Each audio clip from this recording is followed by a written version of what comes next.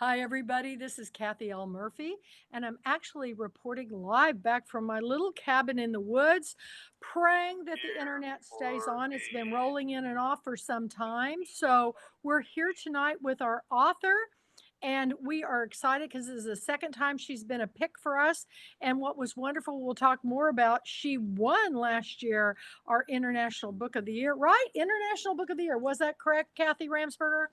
Bonus book of the year last year, and I'm International Book of the Month. And Suzanne Yes. won International Book of the Year. Oh, you got your little crystal. How sweet. How Yeah, sweet. I I do. I love it. And I'm sure your feathers around there somewhere too.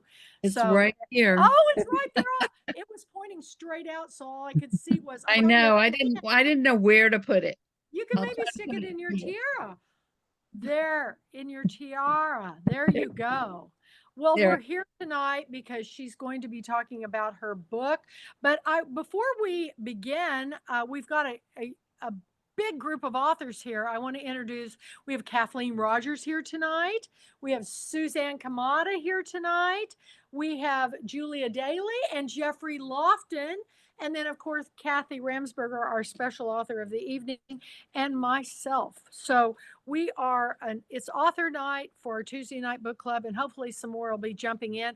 I know that Casey Cowers is doing a huge event tonight with the BB Queens in Jackson, Mississippi at Lemuria Books. So I think both those chapters were attending it. But look who's here, the other Jeffrey Matthews, co-host for this year's Girlfriend Weekend, is jumping on board. And when I see the Jeffs at first, I sometimes get them mixed up, but we have lots of Kathys and we have lots of Jeffreys tonight, right? Hi, Jeffrey Lofton, and Jeffrey Matthews. Kathy, for the record, I love being confused for a 29-year-old. Yeah. Okay. Well, these girls are younger than me too. So I agree. I'll take Kathy Ramsper and Kathleen any day. So tonight, I wanted to begin with, you've been posting, Kathy Ramsperger, you've been posting, you're on book tour and you have been everywhere. Tell us a little bit about your book tour. I'm on book tour. I'm loving every single second of it. I can tell. I can tell. I all indie bookstores. I've been to my first stop was Capricos. I call it Capricos, but it's based on a YA novel by the same name that is the book owner's favorite book. And it's near Ocean City, and we drove up in the tropical storm and people still came. Oh my gosh. Well, people on those tropical storms and they live on the coast, they just batten down the hatches and It's they true. it's true. We were either going to get a crowd because they were bored, or we were not going to get a soul. So we got somewhere in the middle. And then I went to Herndon, Virginia, 1,000 stories. Very similar to Title. and it's new, and it's in the Herndon Arts Community Center. And the woman who runs the Arts Center is British. And we're going to have lunch. So I'm excited about that. Oh, And that's great. then this entire weekend, it was like a big homecoming. It was Virginia Tech's homecoming, and they won against Wake Forest. And Blacksburg Books invited me, and I saw some very good friends. And one was a woman I haven't seen since high school graduation. Oh Mary my God. Her, and I met her husband. So that was fantastic. And I had lunch with a bunch of high school friends and signed books on Saturday in Salem.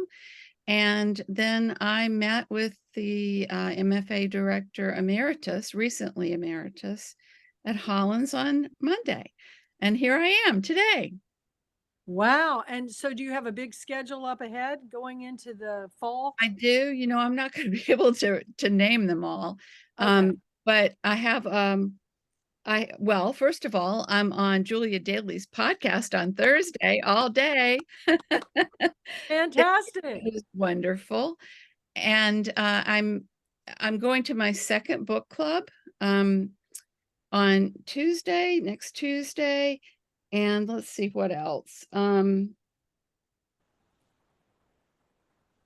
There's a lot more. And Well, I'm going to be at Words and Music in New Orleans. So y'all come. oh, yeah, it's only like 6.5, 7 hours away, but oh, I love New Orleans. That's a good place to go. It'll be my Really. very first plane flight since 2019, since I was 2020 when I came to Jefferson. Wear a So- mask, just saying, just oh, wear a I mask. will. I I will. would. But Well, anyway, that is really exciting. And you know, the thing about book tour, because my very first book tour, I was gone a month and a half with five of my book club members in a Suburban with 27 pieces of luggage. No kidding. And we hit 27 stops. I can't even tell you how many television stations, radio stations, like Good Morning Atlanta. But I had to do big hair makeovers at all the bookstores. And it was absolutely the most precious gift I was ever given by Hachette, because I got to be with these women. How it was like, did you ever go on vacation get to bring a friend on vacation or go with a friend on vacation for a period of time? That just doesn't happen very often in life. And I highly recommend that you take a friend with you on book tour or an entourage, because it was more fun that way. And then if nobody showed, at least you had people there for you. well, Really I'm great. lucky to have my helper husband, and he came with me definitely into the tropical storm. He was a surfer when he was young, so Are you he said kidding? if it turns into a Cat 1, we'll turn around. But if it stays a tropical storm, it's not going to be any big deal. And it wasn't. Um, and I have a lot of friends in New Orleans, so I hope that I get to see them, Well, and I hope they come. you put the tour out on our official book club Well, page, I and will. I have a lot of Pulpwood Queens and author friends down there. I'll send them your way. And really, in any of the places you're going, and this is to let everybody know this is being recorded and it's going to be up on the Pulpwood Queen channel. So if there are any book club members that watch this, that I think several of them mentioned to me, oh, I can't be there tonight, I've got a book event myself. Um, if your chapter would like to do a Zoom or something with you to contact you, what's the best way, Kathy? The best way is through my website, katherinebrownramsperger.com. And if you don't know how to spell Ramsperger, you just Google my name and I have or you finally learned Google how to spell it. I do know. well, it's a tough one. My maiden name was Brown, so it took me a while to get used to it myself, and I've been married almost 40 years. But we what was I going to say? katherinebrownramsperger.com, or you can go to shoresofooursouls.com, and it'll direct you there. Everybody, that's easier than my last name. It'll Yeah. direct you to my new website. Hit contact there. I've got questions for book clubs. I've got a press kit for media. I've got all my events I post every month, exactly where I'm going to be, and blogs, and just all my news. And I've got a newsletter too. So that's another way. And Julia, when she goes on your show, post a notice up on the official page so we can let everybody know. And if I don't have class or something, I'll see if I can get on it. But let's talk about 1,000 Flying Things, because first of all, your title is so unique. I mean, it seems like everything is about we belong here now. We have so many, I get them all mixed up. They're so close to each other, but this one stands out, and the cover is absolutely gorgeous, just like The Shore of Our Souls. I thought both your covers were great. And this book is certainly got wings. So how's your reception been on the book tour for the book? It's just been fantastic. And I'm getting a lot of people saying want to read on Goodreads. And it all started here, by the way, with all you Pulpwood Queens and Timber guys and Kathy L. Murphy. And I've gotten really excellent editorial reviews too. I got a Midwest Book Review that was just through the roof. I had to pinch myself, and I got a Kirkus review. Now Kirkus is never as glowing as other reviewers, but It's it still only had one editorial comment that could be considered criticism, and the rest was wonderful. And it was a whole page long. So Wow. and all of the authors that are here, you know, I got a little behind and I saw I had 7 I hadn't posted today, but you if you post, you can post once a day anything that about your book, your travels, anything, put it up there. That's the benefit of being a Pulpwood Queen author. And you know, your podcast, radio interviews, whatever you're doing, please put it out there because it's getting harder and harder to promote these events. But you guys, I'm really excited. I'm developing some really great relationships with the University of Texas Library System. So I've got some really exciting things coming up that I'll be telling you about later. But I'm working on all the time ways to get my authors front and forward. And I really try to, you know, of course, we feature big authors. You know, I just talked to Adriana on the web because of her new, you know, her new podcast, and she may be coming back, it looks like, to Girlfriend Weekend or Zoom. But I really like to help authors, like when Katherine first started out, and you know, people don't know authors, or maybe they're just known in a certain area. I really want you to be read and read well. So anything I can do to help you get your book in the hands of readers, just, and if you have something special you want me to do, you know, I'm able to do that. I will help you, or an interview or whatever. Casey and I did a really cool thing. So, and his book just timed in perfectly to the announcement there is going to be a Queen's Gambit 2 season on Netflix, and it won't be until 2024. But the week I picked his book, where I called him and he goes, "You broke the news to me."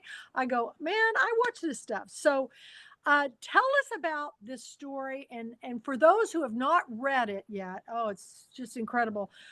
Give the, you know, without giving anything away, give the big tease so people are going to want to read your book. absolutely. So I'll show the cover. And it's behind me too.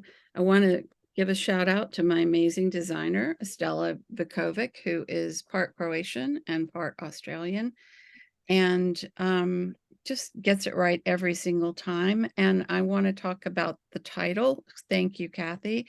1,000 Flying Things is a Sudanese proverb, and it opens in Sudan. That's very much like a bird in the hand is better than 2 in the bush, is worth 2 in the bush. And they say a bird in the hand is better than 1,000 flying things.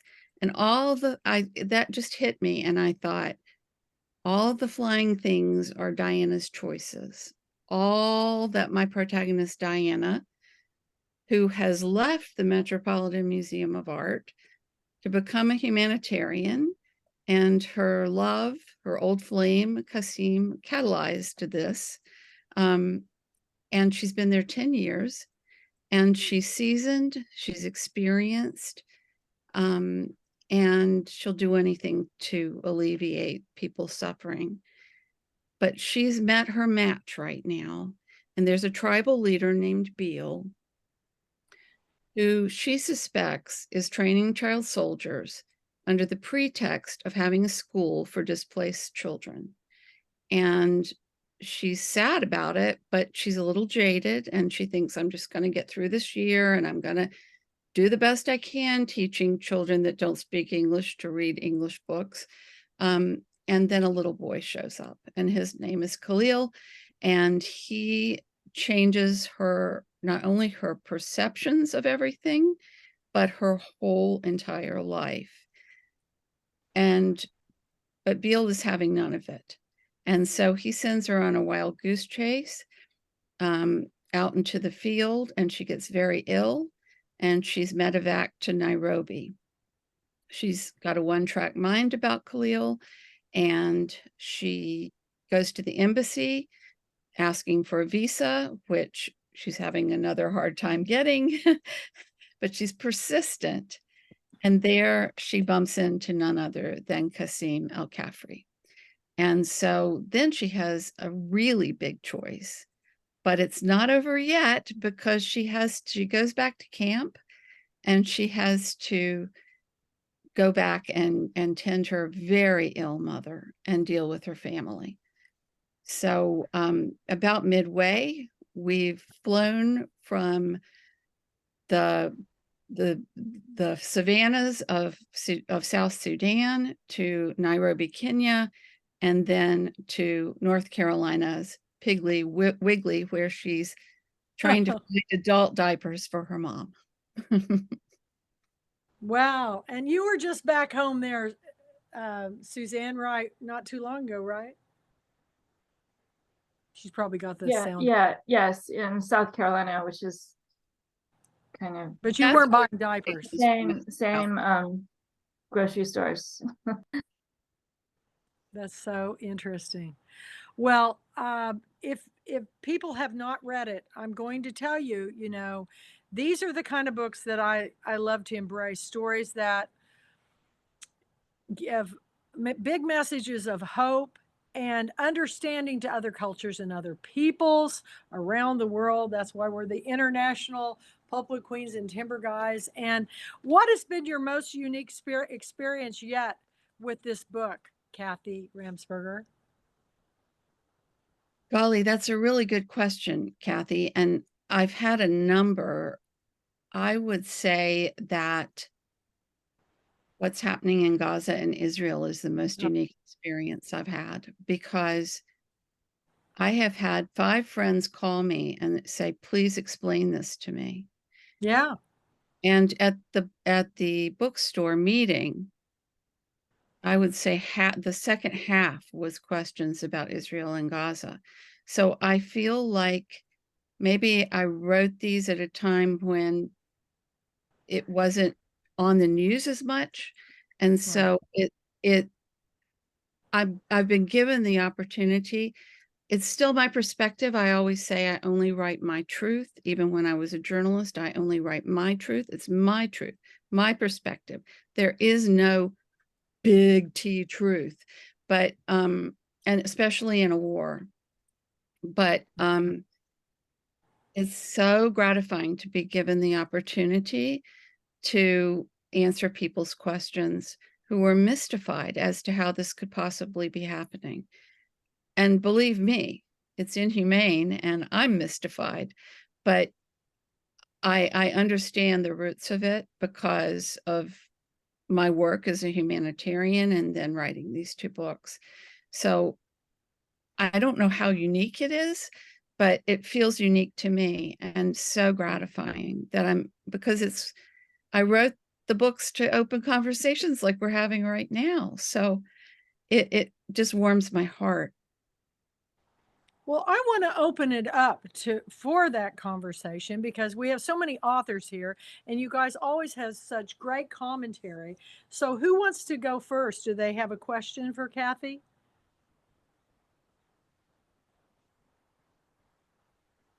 Get your volumes on. Jeffrey Matthews? Hi, thanks, Kathy. I had 2 questions. One was the book title, which is wonderful, and the story behind it, which is great. Did that drive the book itself, or did you come across this when you already had most of the plot settled? Did I come across what? The book title. Thank you. It didn't drive the book, no, but I was looking for a title after I wrote the book, the first draft, maybe into the second draft. And it just appeared one day. Like that happens to me a lot. Online, right? It wasn't like in front of my eyes. But you know, I can't say that it wasn't SEO, but because sometimes I feel like my computer can now read my mind, but it just appeared in an email as a quote. And I thought, how perfect. Yeah. That's And then I nice. also wanted to ask you, this independent bookstore tour that you did, how did you set that up? Yeah, That's that's a good that's a question. really good question. And it's a complicated answer, but I want to give a shout out to Blue Cottage Agency. It is not exactly a literary agency, and it's not totally a publicity agency, but they understand the internet and they understand how to market books. There are plenty of people that can market, but they don't necessarily understand how to get people's attention right now with books. So they are in Minnesota, and I highly recommend them. And I think they're reasonably priced. What they did was they designed a postcard, and we worked together on a list, and then I sent the postcards, which were sort of like invitations to the bookstores.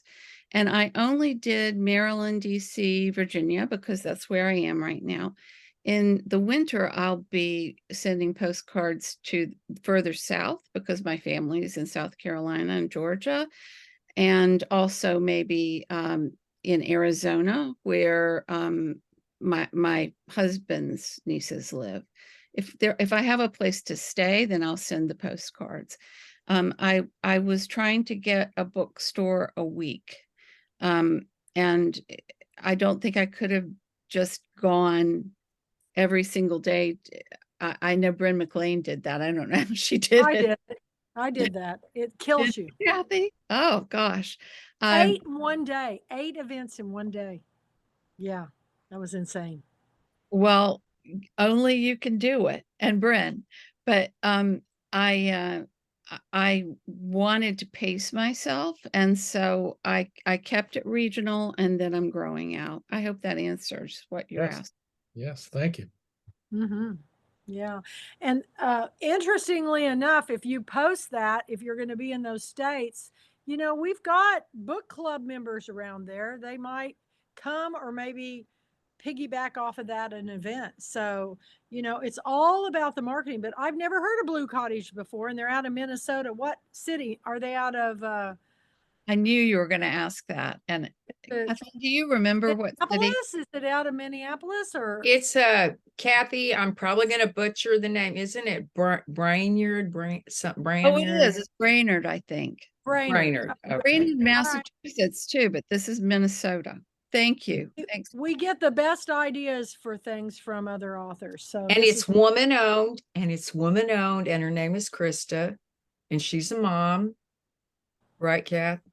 She's She's a awesome. mom of teenagers and a divorced mom of teenagers. And then there's Janelle, who is like me, mom of adult children.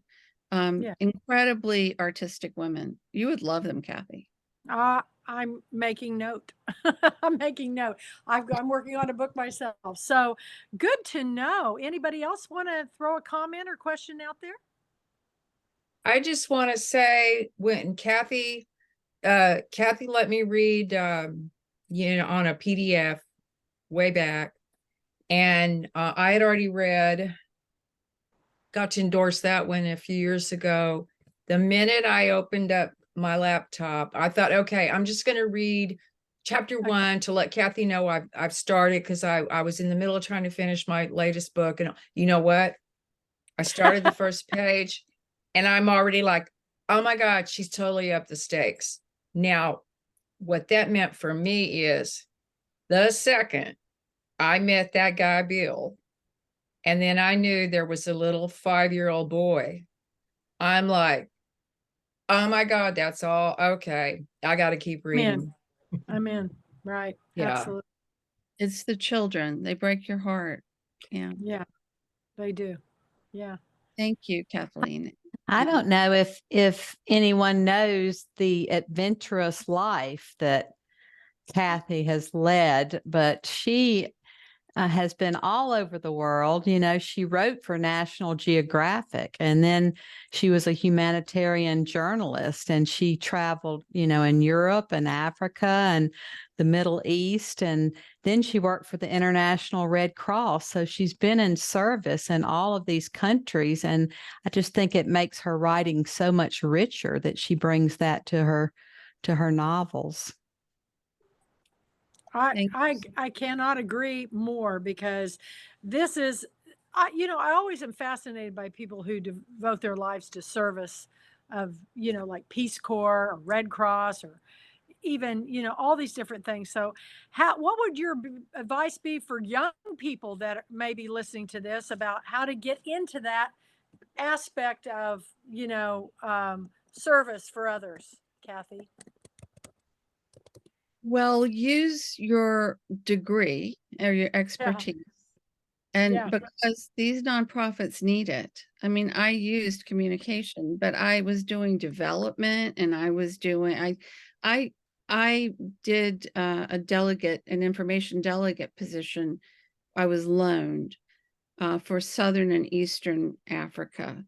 And I was teaching development, and I know I was in my mid 30s or maybe even early 30s, and I knew communication. Development was a totally different thing.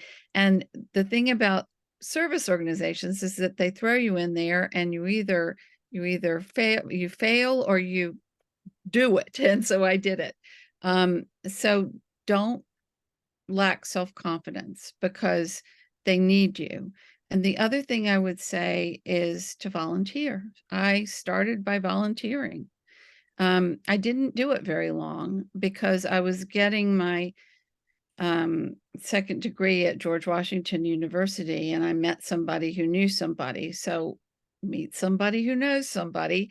And I went very quickly from the chapter to national headquarters, and then to the International Red Cross. Not quick. It was quick by their standards. It seemed like forever to me, but I was at national headquarters 87 through 90, and then 91 to 98-ish, I was all over the place for International Red Cross. Well, that's amazing. I got an email from the university the other day, and they said, for all of our graduate students, we're looking for interns at the White House. And I thought, I bet that would be a book.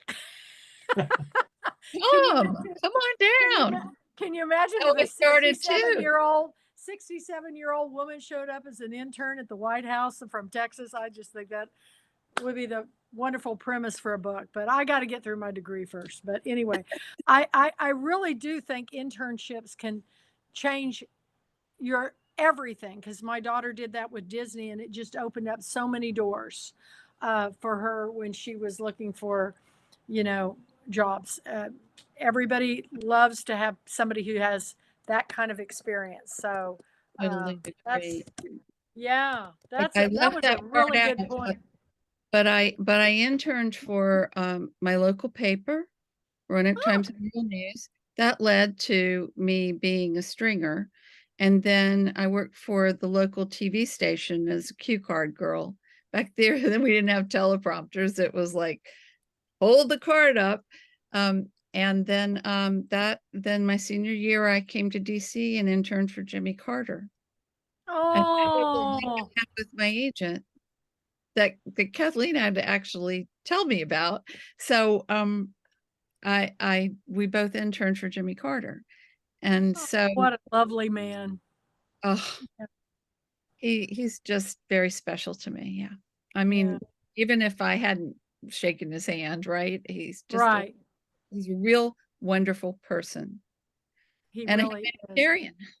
And so is his wife. Anyway, wow, that's really exciting. Maybe someday you'll write a memoir about all your That is experience. exactly what I'm doing right now. Oh, yay! I want to read that. That'll be great. And I can't wait to hear the title. That'll be good. So, anybody else? I have a question. So first of all, I loved A Thousand Flying Things. There was a lot that I could relate to because I teach teachers who teach in countries like Mali and Burkina Faso, where there are terrorism and there's a lot of insecurity. And one of my early dreams was to be like an NPO worker and maybe join the Peace Corps, but I wound up in Japan. But anyway, we have talked about this a bit in email, the issue of cultural appropriation. So I wonder if that has come up during your book tour, and how do you deal with that question when people ask your... It never has directly. okay. It never has directly, but I think it's because I take care of it before anybody asks. How do you do that?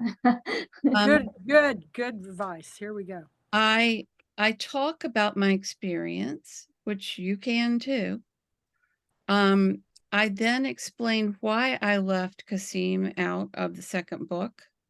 And then for anyone who's read it, I say, did you feel like that added or detracted from the book? Because the reason I added it to the first book was because people didn't understand him. And I you know your character, but it wasn't that. It was that I knew I had interviewed people. I had interviewed a Jewish woman married to a Lebanese man, and they Muslim, and they divorced, sadly. But at the time they were happily married. I interviewed them. I'd interviewed people in the field. I had reams of stories. You get to put a sound bite in to a journalist, or you get to write a quote, and then you've got all these stories. And so I had composites. I also worked in an international organization that had 67 different nationalities. And I don't know how many were Arab Muslims, but there were plenty, the Turkish and Sudanese, and I could go on.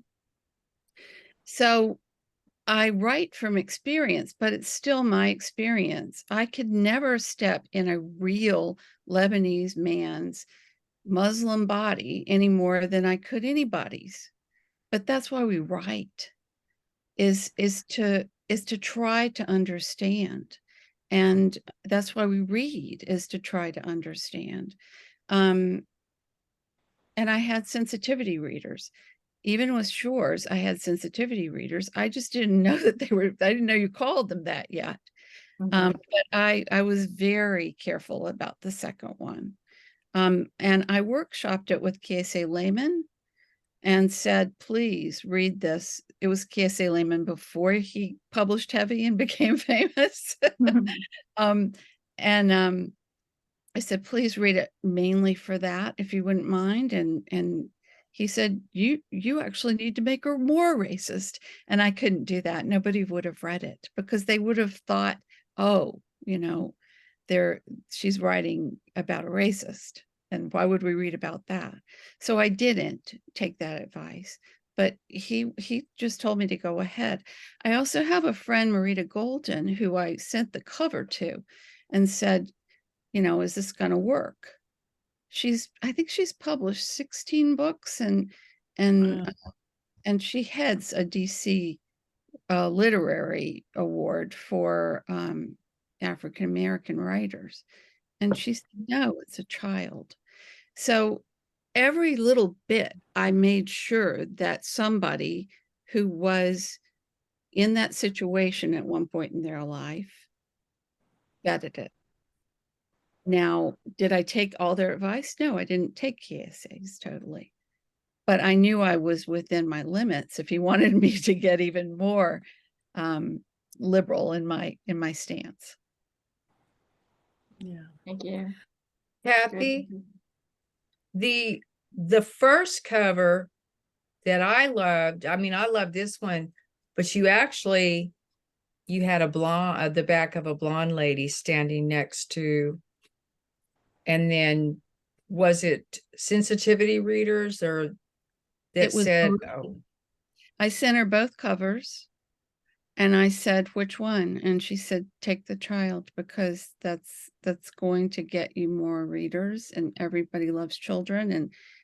And he changes her life. She's the protagonist, but she wouldn't become who she is if it hadn't been for that little boy. She wouldn't have been in South Sudan if it weren't for the Lebanese Muslims she bumped into in a dive bar in New York City. So we impact each other, and I wanted to be, the first book I didn't put any people on because of that very reason, but I wanted a person on this one. And I thought it needs to be the catalyst. It needs to be the change maker. And he's threaded throughout. You don't see him for a while, but there's a surprise ending if you haven't read it. Mm-hmm. Kathy, I have a Read it, question. everybody. Go ahead, Jeffrey. So, publishing a book is every day is a learning experience. Certainly. And now that, this new book is coming out, what has been most surprising? What is new? What did you think? I had everything figured out and this surprised me. What has been your experience? Our experience says, elaborate. So I am constantly amazed at the love of books within the publishing industry, but how they really struggle to do everything they can for authors. And so many are on shoestring budgets, and they're people, they're humans like us, and humans have struggles. And so it surprises me. It just does. It's never a dull moment. Like, what's going to happen next? It's like a good novel. As far as with this book, that review shocked me. I couldn't believe that I got a review like that. And I'm still pinching myself. It's all good with this book. I can't really say that much that's been a negative surprise. Sounds like that review was the biggest surprise. Yeah. Well, yeah. maybe you guys get these kinds of things all the time, but it was a struggle to get my first book out there, not published. Well, published too, but once it was published, I thought, well, I know how to market, and I will just market it. But book marketing is like nothing else. And the industry was changing. I mean, the lessons were all learned in the transition between the publication of Shores and the publication of Flying Things. Now, I'm sure there are going to be more lessons. I think it's very difficult still to get reviews online. And it didn't surprise me this time, but it surprised me the first time that it took 3 years to get 50 reviews. 50 is a lot. That's Well, but 3 years, and people would call me up and say, oh my gosh, I love this book. And I would say, please review it. And they would be, okay. And then nothing. So I know we've all been through that. I think people are afraid of reviewing. I think they have to write a novel about the novel, and they don't want to offend or not write properly or not use correct grammar. And I always tell them, just write 2 sentences and use what stars you want for an honest review. And sometimes that takes away, the fear of writing that. I tell them that reviews are unfortunately the lifeblood for authors, and we really need them. So maybe that will help if you just tell them, just write 2 sentences. I tell them, write a great book or horrible book or whatever you want. 2 words is enough, but it doesn't happen. But thank you, though. I think that they are a little intimidated. It could be that I've got a literary voice and they don't know what to say about it. That's a surprise. I didn't think that that was going to be a detriment, but it is on Amazon, I think. Hmm. It's hard to sell literary fiction on Amazon. Keep going to Just- those independent bookstores. Find one. Yeah. You But need- it keeps going. They say book 3 is the magic charm. Have you heard that? yeah, if you can get a book 3, that's a magic charm.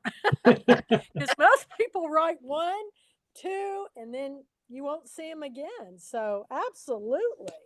And if Can you I- get 3, you're more than likely going to get 4 and 5. So Can- yeah. Kathy, can I tell a quick book review story? Mhm. On my Facebook page, I'll get occasionally people who will write very nice things. And what I always do is I thank them.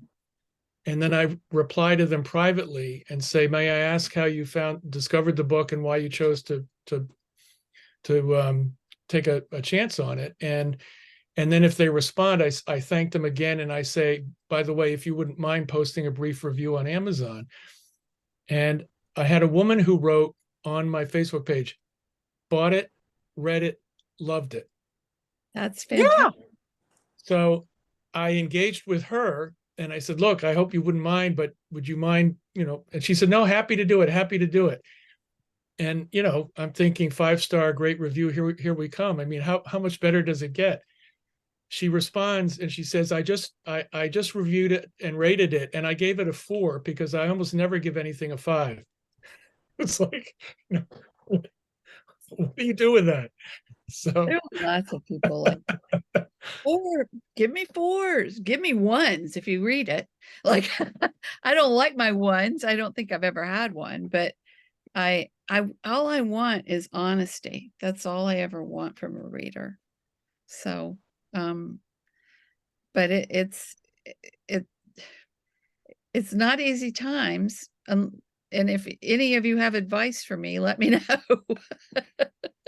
I think we're all still trying to figure it out. This COVID thing has set us back. I mean, it has, and I've seen it firsthand at university level about the kids coming into the freshman class. It's unbelievable, you guys, what they don't know.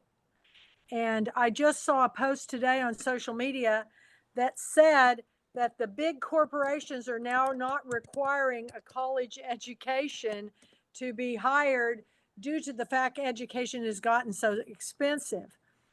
And I don't know if that's the case or whether they can just hire people cheaper, than a college graduate. I don't know, but yeah, college is very expensive. So, but we're all just trying to figure it out. But the secret to longevity as an author is keep going. Remember Lisa Wingate, her 30th book broke the glass ceiling. Remember Jamie Ford. He's written many books. This last book is what took him over the top. It's, it's in our blood anyway. If you're a storyteller, you're always going to be a storyteller, but just don't stop, keep going. That's my advice. And Kathy, I cannot wait. How far are you into this next book? I'm really far into it. I write really fast. If I get an idea, it's done in 9 months. Wow. The revisions take a long, long, long time. I go through many, many drafts after that. And right now I'm on, I don't know, 3.5 or something. And I'm working with a friend she's a professor at George Mason, and she teaches creative nonfiction because I've never written memoir, written a lot of essays. But I know that I totally agree with you, Kathy, that college age kids don't know a lot. And what I've been surprised, because my critique group with the first draft of this memoir, I almost said novel, because I want it to be a novel. It was millennials, older millennials. Mm-hmm. They weren't saying, oh, this paragraph needs to be moved, or could you say this differently? They were saying, What do you mean? What do you mean your mother couldn't pay her own gynecological bill? And what do you mean you couldn't have an abortion? And I'm sorry, that might be really political, but and so I thought, okay, I need to answer those questions. And I just finished the preface for it. And I found Gloria Steinem's address to the subcommittee of Congress. And in it are these bullet points of everything as a career woman in New York City, a journalist, was not allowed to do. Oh, yeah. Forbidden. And this was only in the 60s. So that's what it's about. It's called My Fiance, My Early Adventures in Love, Squalor, and Misogyny. And I love my males. I do. I married one, and nothing against them, but it was a tough time for women, and it's still a tough time, but it's every decade gets a little bit more open, I think. And I want the young women, the Gen Zs and younger, to know what happened, because I think it's been buried. So that's what it's about. And of course it's about love. Why not? Absolutely. That's all we can do in this world is love one another. That's fantastic. I'm so excited. Hope I'll be one of the first to read it. I can't wait. So any other comments or questions from our authors tonight? Did Kathleen give you a shout out about her own news? Kathleen, what is it? I feel like I shouted a bunch on Facebook. I would look for any angle to work it in there. Even my 65th birthday, I worked it in the first birthday post. So in February, my agent, I'm on my fourth one. Don't ask. Okay. Crazy town, but oh my God, I finally found the most awesome. And I've known her since 2012. We actually worked on some other projects, but she wasn't an agent then. But she pitched my fifth novel to the University of New Mexico Press. I'm from New Mexico. I live in Texas now. And we didn't hear anything. She sent a couple of nudges, didn't hear anything. She's awesome about keeping me up to date. But on July 14th, on a Friday around 3, because I'm a date person, some of you, my friends here, know that, I got an email from my agent. It was the first news when I realized, oh my God, University of New Mexico Press is serious about my fifth novel. I was with my two sisters in Tucson, where I used to live. Okay. And then I'll fast forward. Let me just say this, y'all. I know what it's like to be vetted and multiple vetting, like a 6-layer cake. The acquisition editor liked it enough, then the staff liked it enough, then they send it out for university presses, usually send out 2 reviewers, and I think they pay these, they're people in the biz, professionals, and then they come back and either A, B, C, D, A, publish as is, B, publish with some suggestions. That's what I got. And there were 2 reviewers, and they don't have to tell the writer their name, but these 2 gals did.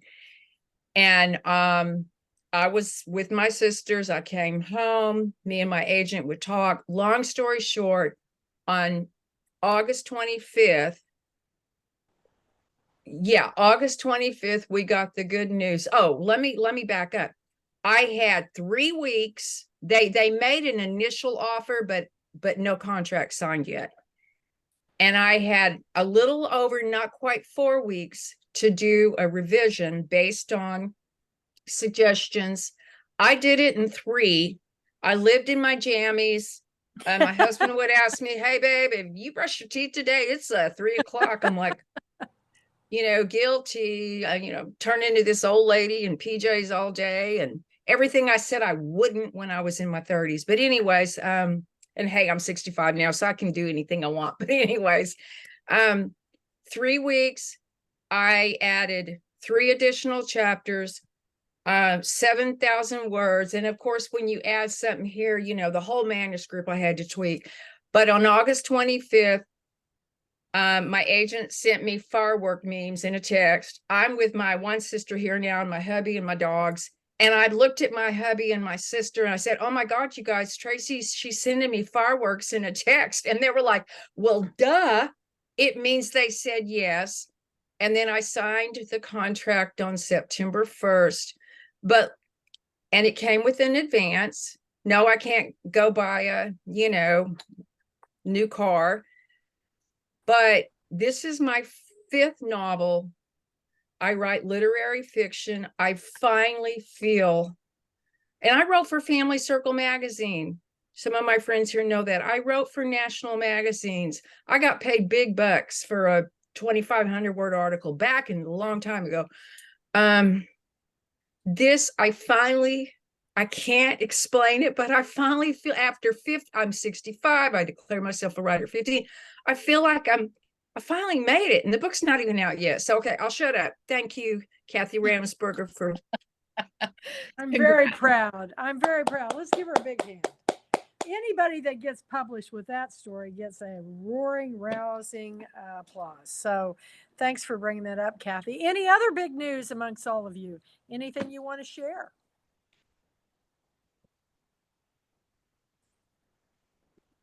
Nothing? Kathy Ramsperger, you might be doing something special on Sunday. What's Sunday? Oh. Well, I don't know if anybody's going to be excited about this but me. But I am. I'm meeting my agent face to face for dinner for the first time. So I'm that's always at her favorite restaurant, which is Mama Aisha's, which is on Calvert. I think it's on Calvert, downtown DC. Yeah. Very nice. Woohoo!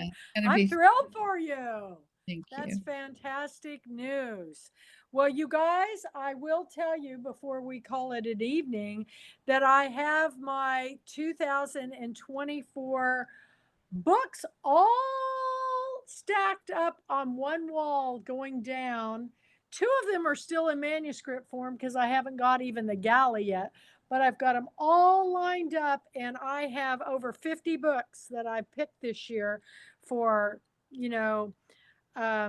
what I did was this year I picked some books that I know the authors can't be here. So I decided that I would add another book that I know the author will be here.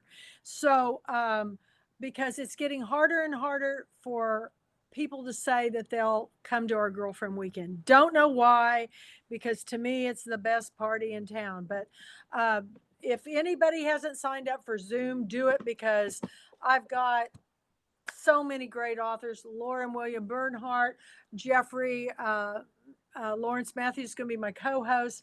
Looks like Adriana is going to be back. I've got Lisa C., Jamie Ford. Karen Abbott Kohler. Let's see. Gosh, I'm missing some. Marilyn Simon Rothstein. Our list this year of who's coming is, in fact, when I was telling the librarians at the University of Texas, they were just screaming, "You've got Lisa C." And I said, yes. So I've invited all the librarians from the University of Texas to come to the event. And I think I'm going to be doing a lot of it there on campus.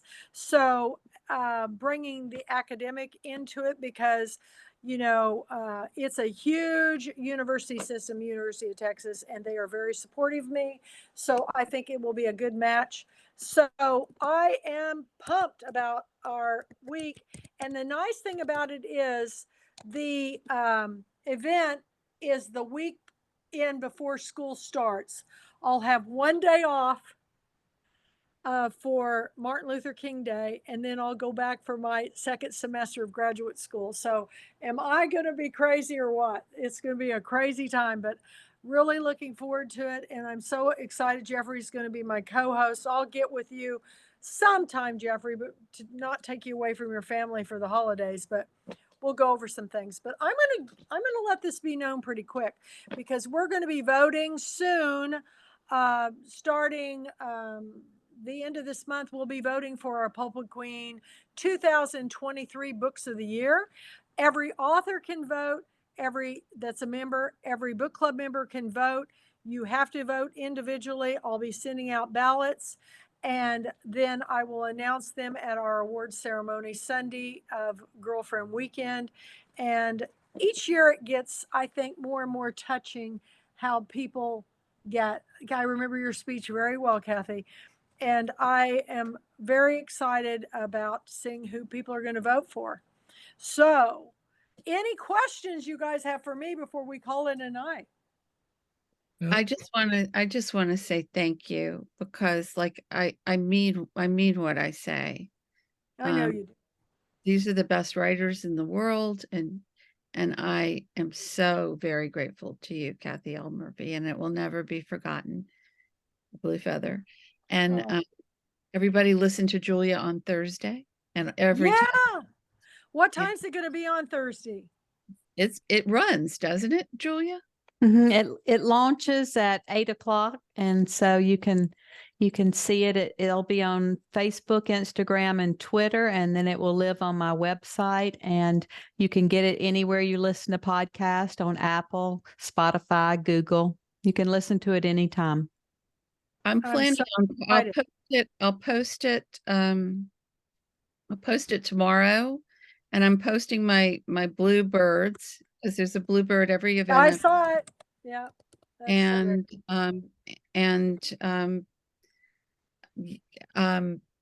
I'm doing there's one other announcement I've got. I'm doing a podcast with a writer, Sean Verdoni, whose book centers on mental illness. And I just want to, it's Mental Health Awareness Week last week. Yeah, And, it was. and that's why I decided to do it now. But what she has to say, because it's from her own experience, it's a novel, is well worth the listen to. And I also want to say to Jeffrey Lofton, I finished your wonderful book, and let's have lunch sometime. I would love that. Questions. Look at them on my Aishas. Yeah, we can. I'd like that. Yeah, me too. Oh, I'm sorry. Uh-oh, did Kathy freeze? Can we get a screenshot? Yeah, Let me see if I can do this. I'll try to do it too. Oh, okay. Ready?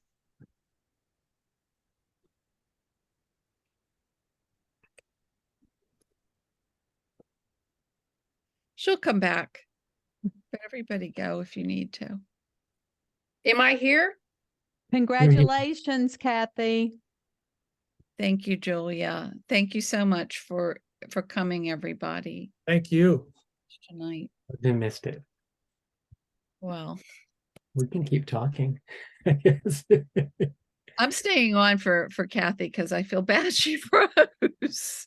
Yeah, this Oh, happened. Kathy Murphy froze. I thought y'all, I forget there's 3 Kathys here, and I'm like, I think my mouth's still moving.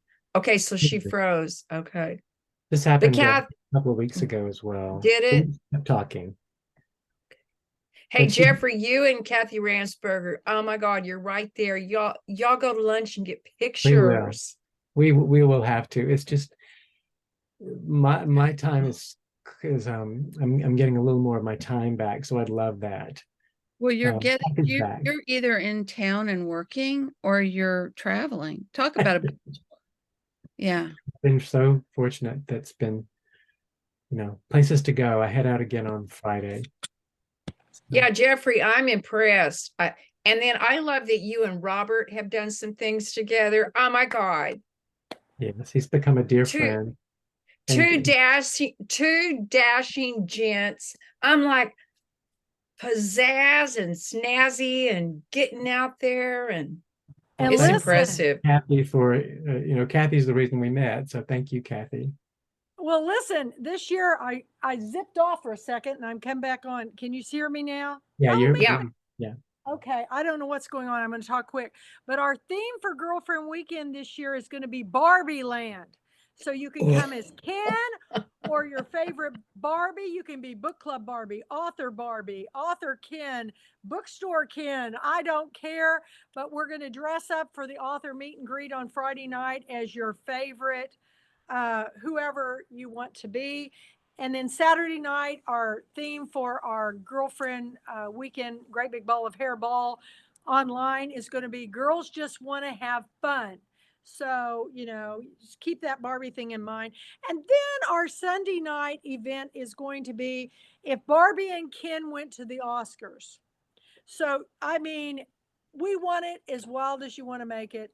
You can wear anything, basically. You can wear anything. And so I'll be putting more out on this. We're going to have a costume contest. We're going to have a tiara contest again. And I'm really excited about it. It's going to be a lot of fun. And my librarian friends are excited because they don't even know they don't understand the dressing up part. But believe me, the Vandy Dupree, who is the head art historian librarian, was a theater major. So I think we're going to have some fun with it. So you all stay tuned, watch my posts. Once school goes till December 9th, I'm halfway through. And then I'll start posting everything. So just getting people on board to come, man. We've got it. The price is going to go up December 1st. So I'm hoping everybody will sign up before then so they can get that deal. And you won't want to miss it because this is we're going into our 24th year. Isn't that crazy? It's crazy. It's amazing. Yeah. So thank you all for Thank you. coming tonight. And I just hope you have a great week and keep writing, keep reading, and keep coming to the book club meetings. Good night. Congrats, Congratulations, Kathy Kathy. Ramsperger. Thank you so much. And thank you all. Love you all. Bye. Good night. Thank you, Kathy. Bye.